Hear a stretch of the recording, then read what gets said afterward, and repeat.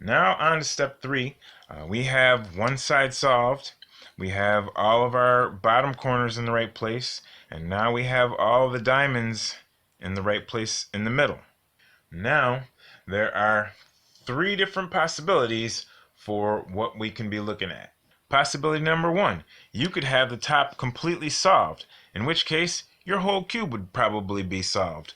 If you started with one color on the bottom and you just did step 2 and got all these diamonds in the right place, and if this top face ended up completely solved, you're done.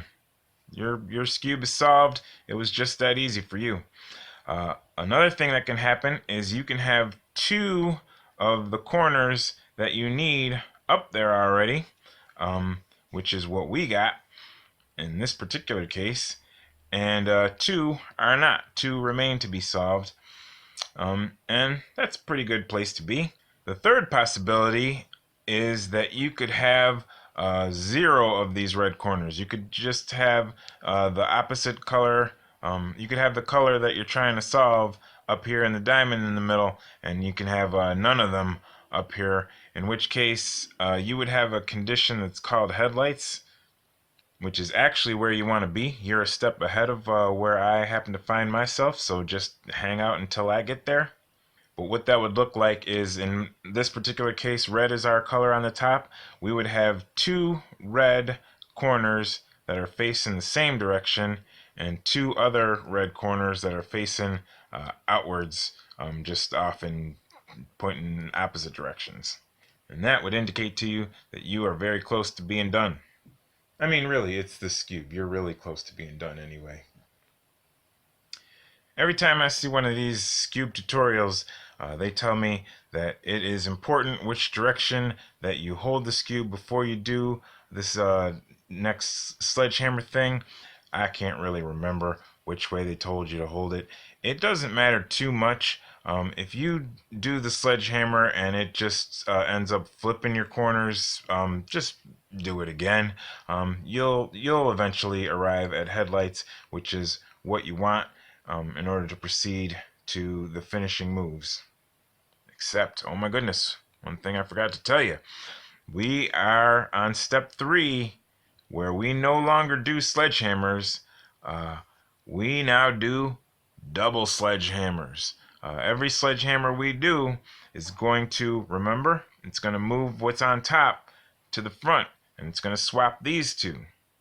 Well, we want to do double sledgehammers because that's going to bring the top here, swap these 2, and when we do it again, it's going to bring this back up and re-swap these 2, and it's going to move our corners around, and that's what we need, is our corners moved around. So let's do a double sledgehammer. I held it the wrong way once and I got to this, so I'm just going to try it again with the double sledgehammer and see what happens.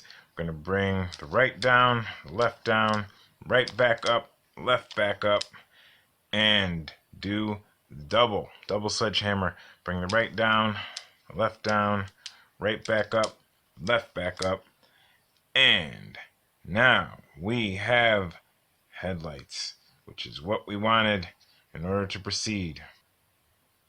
Now you're going to want to examine your headlights and figure out exactly which way the 2 of the same color are pointing.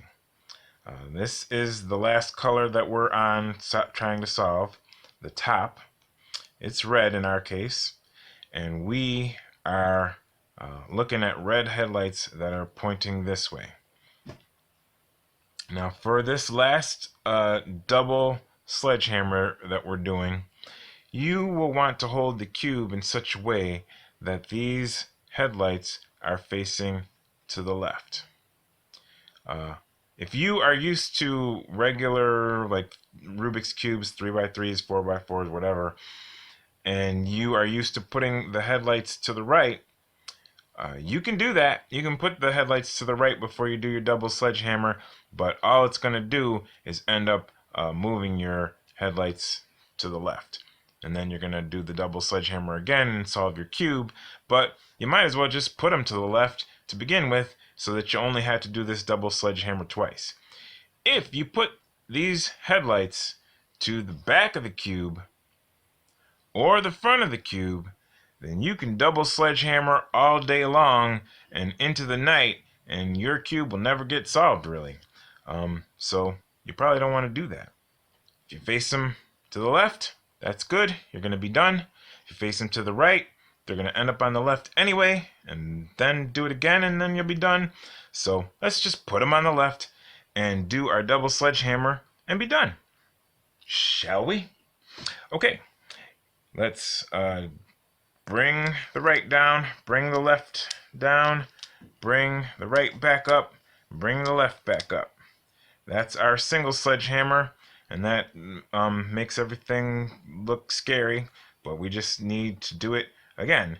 So, right down, right back up, and solved. Whole entire Skewb solved. It's really that easy. I was trying to, I learned how to do this thing and thought, come on, there's got to be more to it than that. There isn't. It really is that easy to solve. So if you are looking to, show some young folks that, hey, I can do these cubes too, this is probably a cube you want to get. Or if you have a young folk of your own that is struggling with harder cubes, try this one.